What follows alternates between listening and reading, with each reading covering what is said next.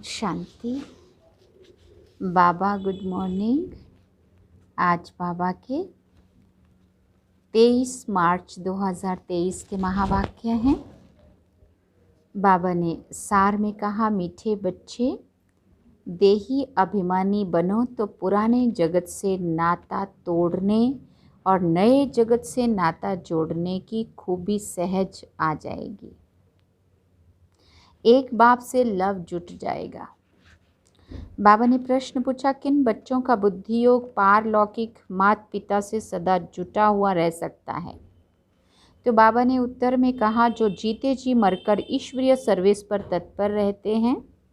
गृहस्थ व्यवहार में रहते भी सभी का बुद्धि योग बाप से जुड़ाने की सेवा करते हैं। बाप से जो रोशनी मिली है वो दूसरों को देते हैं। स्वर्ग का मालिक बनाने के लिए पावन बनने की युक्ति बताते हैं। उनका बुद्धि योग स्वतः ही बाप से जुटा हुआ रहता है। गीत में सुना गीत है, कौन है माता कौन है पिता। ये गीत नहीं मिला इसलिए हम दूसरा बजा लिया। ओम शांति। गीत का अर्थ क्या है? कहते हैं, जगत के माता पिता को, मित्र संबंधियों आदि को सबको छोड़ो और बुद्धि योग अपने सच्चे माता पिता जो सृष्टि के रचयिता हैं उनसे लगाओ। ये जो माता पिता मित्र संबंधी आदि हैं उनसे अब नाता तोड़ना है और एक से नाता जोड़ना है। उनको भी माता पिता कहा जाता है। तो माता पिता हम बालक तेरे वो सब एक को कहते हैं। वो लौकिक माँ बाप तो सबके अलग अलग होते हैं। ये सारे भारत अथवा सारी दुनिया का माता पिता है। तो पारलौकिक माता पिता का बनना और लौकिक माता पिता मित्र संबंधियों को छोड़ना, इसके लिए देही अभिमानी बनने का ज्ञान चाहिए। जब तक देही अभिमानी नहीं बनते हैं तब तक छूटना बड़ा मुश्किल है। इस पुराने जगत से नाता तोड़ना है और नए जगत से नाता जोड़ना है। यही खूबी है। हद के एक घर से नाता तोड़ हद के दूसरे घर से नाता जोड़ना तो बहुत सहज है। हर जन्म में तोड़ना और जोड़ना होता है। एक माता पिता मित्र संबंधियों को छोड़ा, दूसरा लिया। एक शरीर छोड़ा तो फिर माता पिता मित्र संबंधी गुरु आदि सब नए मिलते। यहाँ तो है जीते जी मरने की बात। जीते जी पारलौकिक माता पिता की गोद में आना है। इस कलयुगी जगत के माता पिता आदि सबको भुलाना है। ये बाप तो है, फिर माता भी कैसे है? ये है गुहिया बात। बाप ये शरीर धारण कर इनसे फिर अपना बच्चा बनाते हैं। परंतु कई बच्चे ये बात घड़ी घड़ी भूल जाते हैं। अज्ञान काल में कभी माँ बाप को भूलते नहीं हैं। इस माँ बाप को भूल जाते हैं क्योंकि ये नई बात है। इस माता पिता से बुद्धि योग जोड़ना है, फिर सर्विस में तत्पर रहना है। जैसे बाप को सर्विस का फुरना रहता है ना, ऐसे बच्चों को भी फुरना रहना चाहिए। कहते हैं भगवान को फुरना हुआ नई दुनिया रचे। तो ये कितना बड़ा फुरना है ना। बेहद के बाप को बेहद का फुरना रहता है, सबको पावन बनाना है। उस पावन दुनिया स्वर्ग के लिए राजयोग सिखाना है। कितने को सिखलाना है? सबका बुद्धि योग एक बाप के साथ जोड़ना है। यही धंधा हम बच्चों का है। बाप कहते हैं, गृहस्थ व्यवहार में रहते तुम बच्चे सर्विस करके दिखाओ। सन्यासियों को फुरना रहता है, हम कोई को कागविष्टा समान सुख से छुड़ावे, पवित्र बनावे। उन पर रिस्पॉन्सिबिलिटी रहती है, किसी को वैराग्य दिलाए, पवित्र बनाए। समझते हैं घर बार छोड़ना है, ये नहीं समझते हैं कि पतित दुनिया को छोड़ना है। छोड़ना घर बार नहीं है, छोड़ना तो दुनिया को, पतित दुनिया को छोड़ना है, माने बुद्धि से भूलना है। ये तो जब बाप आकर पावन दुनिया का साक्षात्कार कराते हैं तब हम पतित दुनिया से नाता तोड़ते हैं। फिर भी वो अपने को जवाबदार समझकर घर बार छोड़ कितनों को वैराग्य दिलाकर पवित्र बनाते हैं। महिमा तो उनकी भी गाई जाती है। यह संन्यास धर्म नहीं होता तो भारत और ही कामचित्ता पर जलकर भस्म हो जाता। अब वो रजोगुणी संन्यास स्थापन करने वाला कौन और ये सतो प्रधान संन्यास स्थापन करने वाला कौन, ये बाप बैठ समझाते हैं। उनका हेड था शंकराचार्य। उनके भी कितने फॉलोअर्स होंगे, लाखों करोड़ों के अंदाज में होंगे। वो पवित्र नहीं होते तो उनकी प्रजा भी वृद्धि को नहीं पाती। तो ये सन्यासियों ने भी अच्छा ही किया है। पहले नंबर में देवताएं गिने जाते हैं, दूसरे नंबर में सन्यासी। सारा मतदार है ही पवित्रता पर। दुनिया को पवित्र से अपवित्र फिर अपवित्र से पवित्र बनना ही है। सतयुग से लेकर जो भी ड्रामा में पास्ट हुआ है वो नोंद है। भक्ति मार्ग में साक्षात्कार आदि जो कुछ भी होता है सेकंड बाय सेकंड, वो फिर कल्प बाद होगा। ड्रामा में यह सब नोंद है। ड्रामा चक्र को समझना है, ऐसे नहीं बैठ जाना है कि ड्रामा में जो होगा। ड्रामा में एक्टर्स तो सभी हैं, तो हम तो भी हर एक अपनी आजीविका के लिए पुरुषार्थ ज़रूर करते हैं। पुरुषार्थ बिगड़ रह ना सके। भले कई मनुष्य भी समझते भी हैं ये नाटक है, हम परम धाम से आए हैं पार्ट बजाने, परंतु विस्तार से समझा नहीं सकते हैं। पहले किस धर्म वाले आते हैं, सृष्टि कैसे रची जाती है जानते नहीं है। सृष्टि नई रची जाती है, वह पुरानी सृष्टि को बाप आकर नया बनाते हैं। ये मालूम ना होने के कारण उन्होंने प्रलय दिखाकर फिर नई सृष्टि दिखा दी है। बाप आकर इन बातों की रोशनी देते हैं, फिर तुम भी औरों को रोशनी देने के रिस्पॉन्सिबल हो। कितनी सर्विस है ना। जैसे बाप ने तुमको मुक्ति जीवन मुक्ति में आने का मार्ग बताया है, जिस मार्ग के लिए ही आधा कल्प भक्ति मार्ग की ठोकरें खाई है, तो बेहद के बाप को फुरना रहता है कि हम अपनी सैल्वेशन आर्मी की वृद्धि कैसे करें, सभी को रास्ता कैसे बताएं। तुम बच्चे सबको रास्ता बताओ कि बाप आया हुआ है राजयोग सिखाने। कल्प पहले मौफिक, जिसको ही शिवाय नमः कहते हैं, जो है सभी से ऊंचते ऊंच परम धाम में रहने वाला। हम सभी आत्माएं भी वहाँ निवास करती हैं। आत्मा को हमेशा इमॉर्टल कहा जाता है। वो कब जलती मरती नहीं है। हर एक आत्मा में पार्ट भरा हुआ है। अपनी आत्मा को देखो व जो मुख्य है उनको देखो। झाड़ को जब देखा जाता है तो मुख्य फाउंडेशन और टाल टालियों को भी देखा जाता है। पत्ते तो अथाह होते, उनको गिनती नहीं किया जा सकता। टाल टालियाँ गिनती कर सकते हैं। तो बरोबर इस झाड़ में फाउंडेशन हम देवी देवताओं का है। अभी फाउंडेशन ही सड़ गया है। जैसे बनन ट्री का फाउंडेशन सड़ गया है, फिर भी शाखाएं कितनी निकली हुई हैं। शाखाओं से भी पत्ते निकलते रहते हैं। तो ये भी बेहद का कितना बड़ा झाड़ है। तुम बच्चे भी नंबरवार पुरुषार्थ अनुसार जानते हैं। ऐसे नहीं कि सारा दिन किसी की बुद्धि में ये चिंतन चलता है। सभी पॉइंट्स एक ही समय बुद्धि में फिरना मुश्किल है। 4 पेज मुड़ लिए, सारा तो एकदम चिंतन में नहीं आता है ना। फिर भी जो विचार सागर मंथन करने वाले हैं, उनकी बुद्धि में तो टपकता ही रहता है। हाँ, टपकता ही होगा। बाबा कह रहे हैं झाड़ बुद्धि में है तो बीज रूप बाप भी याद रहता है।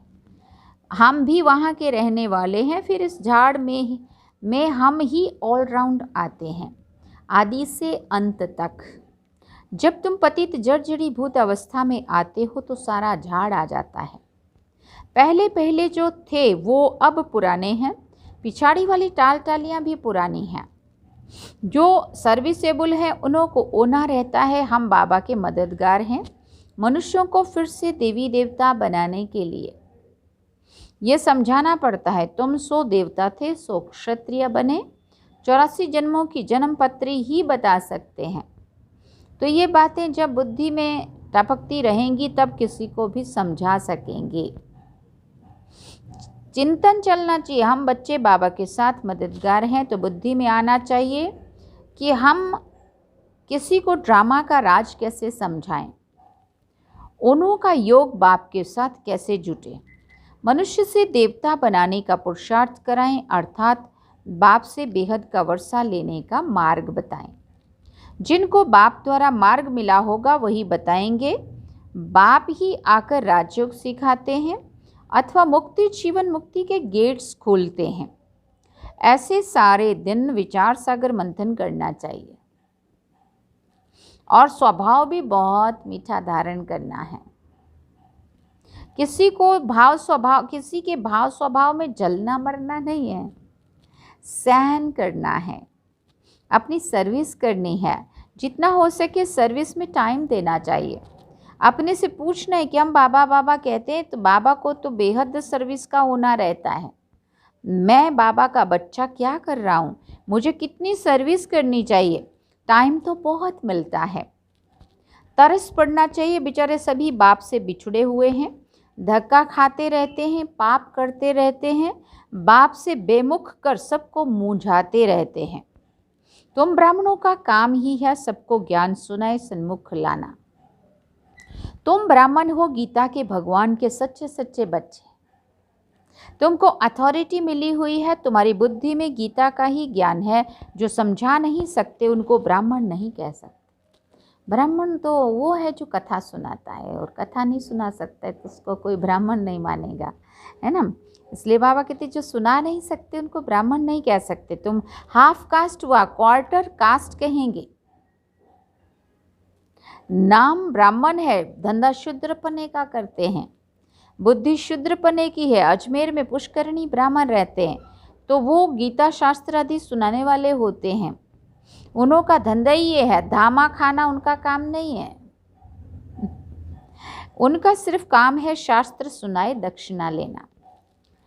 तुम अब तुम तो हो सच्चे सच्चे ब्राह्मण, बेहद बाप के बच्चे।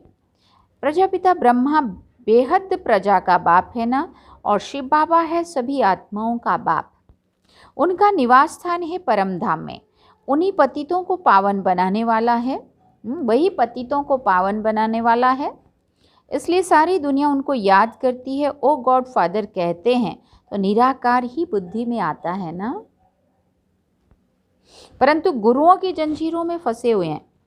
जिन देवताओं की पूजा करते हैं उनके ऑक्यूपेशन का पता नहीं है। वो भी जैसे गुड्डे गुडियां समझकर पूजा करते हैं, ऑक्यूपेशन जानते हैं, इसलिए गुड़ियों की पूजा कहा जाता है। तो कितना फर्क रहता है ना। ढेर के ढेर मुंझे हुए हैं। देवताओं की सूरत और सीरत, मनुष्य की सूरत और सीरत में रात दिन का फर्क है। मनुष्य गाते आप सर्वगुण संपन्न, और फिर क्या अपने को कहते हैं हम नीच पापी हैं। अगर ऐसा कहते हैं तो भला उनको ऐसा बनाने वाला कौन था। अभी तो बरोबर नरक है, फिर स्वर्ग का मालिक क्या हम बन सकते हैं। ये ख्याल कभी मनुष्यों को उठता ही नहीं है। तुम बच्चों को कभी ये ख्याल थोड़ी उठा होगा कि हम ऐसा कब बनेंगे। सिर्फ भक्ति करते रहे। अभी तुम बच्चे जानते हो हमको 100 देवता बनना है, राजधानी में ऊंच पद पाना है, इसलिए पुरुषार्थ करते हैं। अंदर आना चाहिए। अगर हमारा शरीर छूट जाए तो हम किस पद को पाएंगे। तुम भी पूछ सकते हो अगर हम मर जाएं तो हम क्या पद पाएंगे। तो बाबा झट बता देंगे, तुम पैसे का पद पाएंगे व 8 आने का, 12 आने का व कौड़ी का पद पाएंगे। हाँ, जैसा पुरुषार्थ है ऐसे अंतमति गति हो गई तो बाबा कहते मैं बता सकता हूँ कि तुम कहाँ पहुँचे हुए हो, कितना को उसमें आएंगे। प्रजा को कौड़ी पद कहेंगे। दिल दर्पण में अपनी शक्ल देखो, कोई बंदरपना तो नहीं है। शुद्ध अशुद्ध अहंकार है नंबर 1। काम क्रोध को भी जीत लेवे, परंतु देह अभिमान है पहला नंबर दुश्मन। देही अभिमानी बनने से ही फिर और विकार ठंडे होंगे। अरे देही अभिमानी तब बने जब बाप के साथ लब जुटे। देह अभिमानी का लब जुट ना सके तो देह अभिमान छोड़ने में बड़ी मेहनत चाहिए। देही अभिमानी बड़े हर्षित रहते हैं। देह अभिमानी का चेहरा मुर्दों जैसा रहता है। तो पहली मुख्य बात है देही अभिमानी बनना, तब बाप भी मदद करेगा। निर्विकारी तो बहुत रहते हैं, परंतु मैं आत्मा हूँ बाप की याद रहे यह घड़ी घड़ी भूल जाता है, इसमें फेल हो जाते हैं। अशरीरी नहीं बनेंगे तो वापिस कैसे जाएंगे। सर्विस का बहुत फुर्ना रहना चाहिए, जिससे बहुत मनुष्यों का कल्याण हो। देह अभिमान कहाँ भी जाएगा तो फेल हो जाएगा। देही अभिमानी कुछ न कुछ तीर लगा कर आएगा। महसूस करेंगे कि फलाने ने बात तो ठीक कही थी। योग जुट जाए तो सर्विस का फुरना भी हो। उसमें पहले तो अलफ पर समझाना है, जास्ती तिक तिक से तंग हो जाएंगे। पहले शिवाय नमः का 3 तबक्का भी समझाना है। एक निराकारी दुनिया जहाँ परमपिता परमात्मा और आत्मा ही रहती है, बाकी है स्थूल और सूक्ष्म वतन। स्वर्ग में लक्ष्मी नारायण का राज्य था, अब नहीं है। फिर हिस्ट्री रिपीट होगी। आगे कलयुग था, फिर सतयुग हुआ, अब फिर कलयुग की हिस्ट्री रिपीट हो रही है। तो अब फिर सतयुग की हिस्ट्री भी रिपीट तो होगी ना। इसमें ही मज़ा है, बहुत अच्छी पॉइंट्स हैं। अच्छा, ब्राह्मण कुलभूषण सभी बच्चों प्रति माता पिता बाप दादा का याद प्यार और गुड मॉर्निंग। रूहानी बाप की रूहानी बच्चों को नमस्ते। हम रूहानी बच्चों की रूहानी माता पिता बाप दादा को दिल व जान सिकवा प्रेम से याद प्यार, गुड मॉर्निंग, नमस्ते, थैंक यू बाबा, शुक्रिया बाबा। अवधारणा के लिए मुख्य सार है। पहला पॉइंट, किसी के भाव स्वभाव में जलना मरना नहीं है। अपना स्वभाव बहुत मीठा बनाना है, सहनशील बनना है। दूसरा पॉइंट, बाप का खिदमतगार बनने के लिए विचार सागर मंथन करना है। बुद्धि में ज्ञान का ही चिंतन करते रहना है। देही अभिमानी रहने की मेहनत करनी है।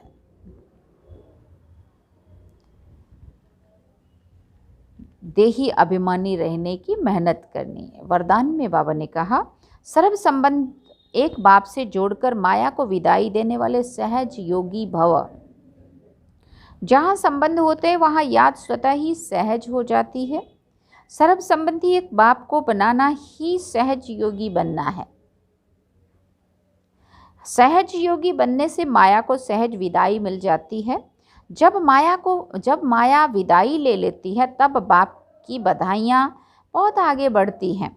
जो हर कदम में परमात्म दुआएं, ब्राह्मण परिवार की दुआएं प्राप्त करते रहते हैं, वो सहज उड़ते रहते हैं। फिर बाबा ने स्लोगन में कहा, सदा बिजी रहने वाले बिजनेसमैन बनो तो कदम कदम में पद्मों की कमाई होगी। सदा बिजी रहने वाले बिजनेसमैन बनो तो कदम कदम में पद्मों की कमाई है। अच्छा, ओम शांति। सार में बाबा ने कहा, मीठे बच्चे देही अभिमानी बनो तो पुराने जगत से नाता तोड़ने और नए जगत से नाता जोड़ने की खूबी सहज आ जाएगी। एक बाप से लव जुट जाएगा। और गीत सुना, कौन है माता पिता, कौन है पिता, कौन है माता, बट ये मिला नहीं थी, इसलिए हमने और बजा दिया है। तो अब चलते हैं बाबा की याद में। आज भी हम मयूर बिहार में हैं। तो मुरली सुनानी थी बहन को, लेकिन वो कहीं बिजी हैं, इसलिए फिर हम नहीं सुना रहे हैं। तो आज की मुरली भी आप मयूर बिहार दिल्ली से सुन रहे हैं। अब हम चलते हैं बाबा की याद में। ओम शांति। आप सभी को चैत्री नवरात्रि की बहुत बहुत शुभकामनाएं। नवरात्रि ऐसे तो कल से शुरू हो गए हैं, बट मुझे बाद में पता चला, तो आज मैं आपको दूसरे नवरात्रि की, चैत्री नवरात्रि दूसरा नवरात्रि की बहुत बहुत हिंदू नववर्ष की बहुत बहुत शुभकामनाएं। ओम शांति। चलिए बाबा की याद में